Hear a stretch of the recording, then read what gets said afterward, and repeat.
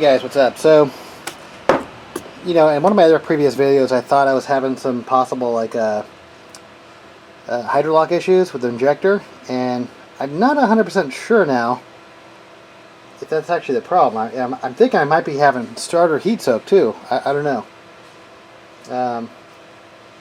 Yeah, I have one of the original starters, like the full-size starters. I'll take it off the truck and I'll show you in a couple seconds, but this video is about really like a mini starter upgrade. So I have two mini starters here. I have one that I bought over at O'Reilly. This was a remanufactured one. Cost about $130 out the door. I have the receipt. Let's see. Oh, somewhere in here. Better be in here. Somewhere in here. And so this one was 130 bucks. Let's get this out of here. And this is supposedly, since it's remanufactured, I'm assuming this is a Motorcraft starter. Except I don't see Motorcraft anywhere. Oh, there it is, Ford. So there's a Ford part number on that thing right there. So this is a rebuilt one for 130 bucks. And this is one I bought off Amazon for 40 bucks. This one supposedly is brand new. And for 40 bucks, I'm assuming this thing's made in China. But let me back you back here real quick. Cutter. Alright, so let's put this up in this thing real quick and see what's up. So this is a $40 starter. I'll put a link where I got this on Amazon. I guess I want to see the differences between the two. They look very similar. Okay. Alright, let's look at these things side by side. If we can get them in the frame here. Okay, so that one definitely has the Ford part number on it. This one doesn't. They feel about the same weight.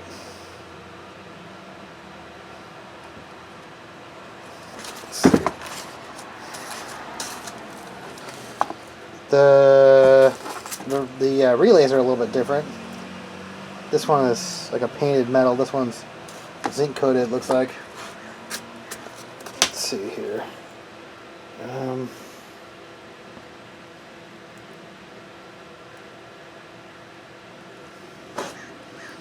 Okay, so this Chinese one, I'm assuming this thing was made in China. I don't know if there's a made in China anywhere on here, but for 40 bucks, it's definitely not made in America.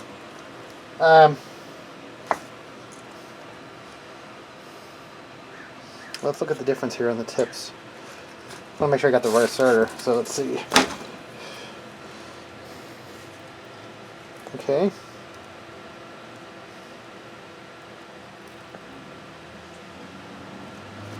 Alright, that one comes with the wire. This one seems like it's actually machined, obviously, on the outside here. This one's cast. It's machined here and machined here.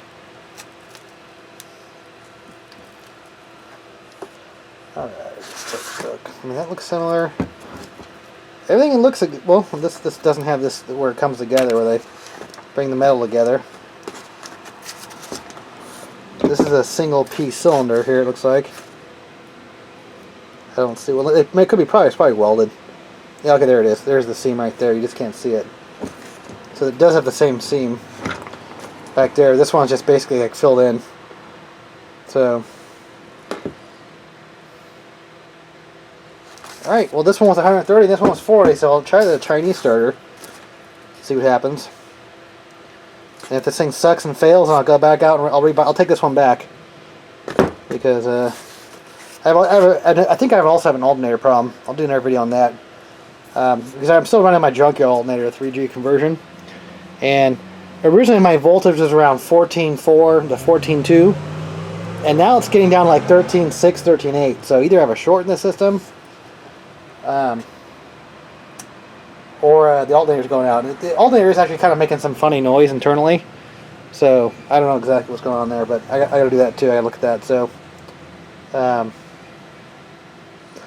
So, let me know what you guys would do. Cheap Chinese starter, mini starter, or the Motorcraft rebuilt one.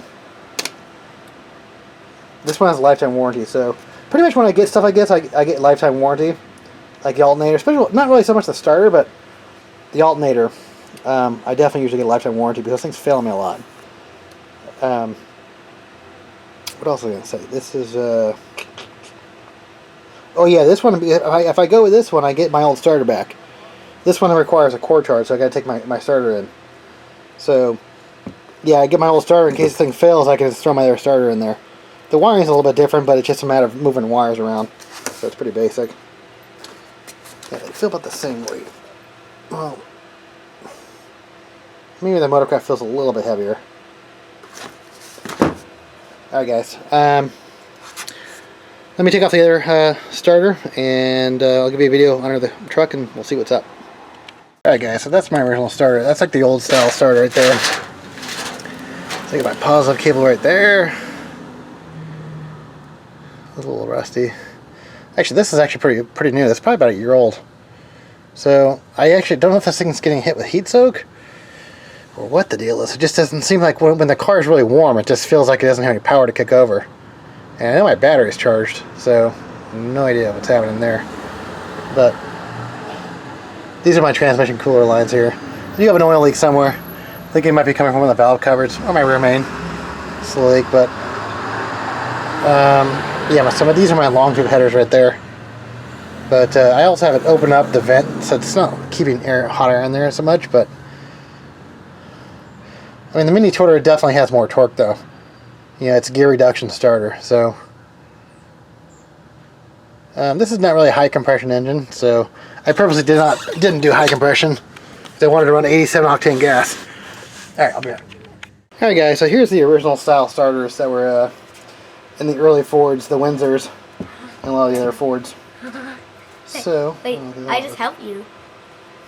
I just help you, Dad. Brass gear, I guess. Shavings. Okay, so look at the size difference here with this one and that one. So I don't want to touch them. I'll wash my hands first before I touch that one. Huge difference in weight too. But still can't figure out what I'm gonna go with, the Motorcraft or this Chinese one. Or maybe go with the Motorcraft and keep this Chinese as a backup. Alright, cool. Let me figure it out. Awesome. Thanks. Alright guys, so it's kind of a mess in here, but this is this wire that goes on the starter. I have to take this off, and I need a 1/2 inch, but I need to run another wire because the other one has a relay down below, so I have to run a relay trigger wire, and then this is going to be a direct positive wire that's on 24/7. But I'm keeping this in place. I'm just going to run a wire from that. So, alright guys, cool. Alright guys, here we go. So this is the original starter wire I have there, but now I have to actually run a trigger wire. It's going to basically trigger that relay. So, got some, I'm not sure what the gauge of this here is. 14 gauge, 12 gauge, no, I don't know what it is. 16 gauge, I don't know. Alright. So this is just going to be the trigger wire that basically triggers that relay. But this actually is a piece of hose that I had done like 10, 15 years ago, my original wire. And I put that on there to kind of protect the wire from the headers. So it seemed to work, you know. So I think I'm going to run this through this. Then I'll run into an inner sleeve, you'll see. Alright.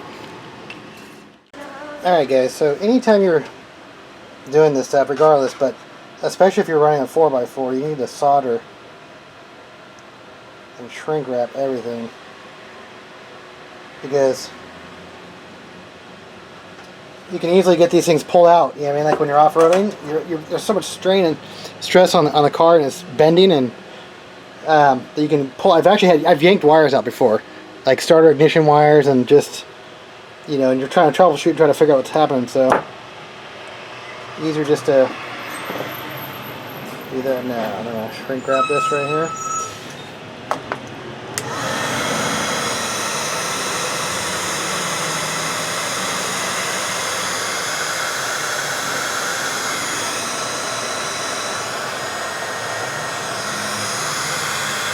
So that's the trigger starter wire.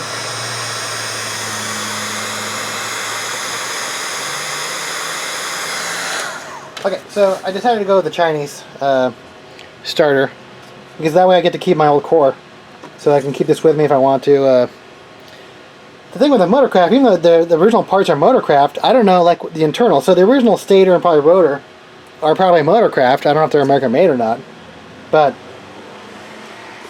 the internals, it was rebuilt down in Mexico. So I'm assuming that the parts, the replacement parts, the brushes, the module, whatever they're going to put on there, I mean, this stuff is probably all made in China.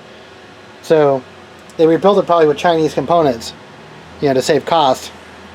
You know, obviously because they're you know, being made down in Mexico, rebuilt down in Mexico. So I just think the original casting was probably Ford, stator and rotor, but all the other new internals, electronics, brushes, all that stuff is probably China stuff. So we'll see if this thing fails. I mean, I can throw this on the trail. My original starter back in there. I'll bring it with me. I mean, just a matter of moving a couple wires around. That's it. So, all right, cool. So I'm gonna pull this straight here. I don't need that much slack on this thing. It's gonna be right here and here, and I'm gonna have one side mounted to that post, and this other thing's gonna come off and go on that side like that on this pin right here, that post. All right, so I'm gonna do the same thing. I'm gonna go all the way back up with my little. I'm gonna wrap this in some stuff here, and I'm gonna go. You'll see. Alright guys, so since I'm actually running 2 wires now that I'm trying to keep clean, you know, the power and then the actual relay control wire, I wanted to keep this clean in as clean as I can in a sleeve, and have it fed into this. I want to keep this part because this is actually a good insulator. So, alright, cool. Alright guys, there it is. So, word of advice, put the wires on before you put the starter on. It's a lot easier. I couldn't even get back there to even get to that trigger wire. So, yeah, and then this kind of makes more sense. That's that insulated hose I had right there. Because my header is right there. Like right there. My header's right behind it. So, you can see my header's over here. So I gotta make sure the wire's not touching anywhere. But yeah, it's way smaller, I mean. So hopefully this works. This is the Chinese one, the $40 one. I did actually have to drill this hole out a little bit bigger. It's like they didn't drill it all the way, so. Alright, hopefully this lasts, we'll see. Alright. Guys, so this is the wire, feeds down. This is the one I made. Feeds down. I still need to really secure this up a little bit better. Maybe zip tie to those things. I originally had a zip tie to the battery cable, but maybe like right down there somewhere. I don't know. Okay, and then the other wire, the trigger wire goes on this other side of the alternator now. So yeah, I have a relay triggering a relay. So this is the main relay. Key switch just triggers this relay, which then sends power to the other relay. So, good thing about this is, in case I ever got to throw the starter back on, I just got to move the wires around in one wire. So, alright, so yeah, then my amp wire, I don't know why it's kind of looks like burnt, I don't know why, I'm kind of figuring that out, but I'm going to hook these right directly to the battery. So, hoping this may help my home situation just a little bit. Alright. Alright guys, let's first shot with this. Let's see what happens. Flying car. Alright, yeah, ready? Look at my battery volts are really low. Sounds totally different than the other one does. My volts have gone back up to where they're supposed to be. So I wonder if my amp has a short in it or something.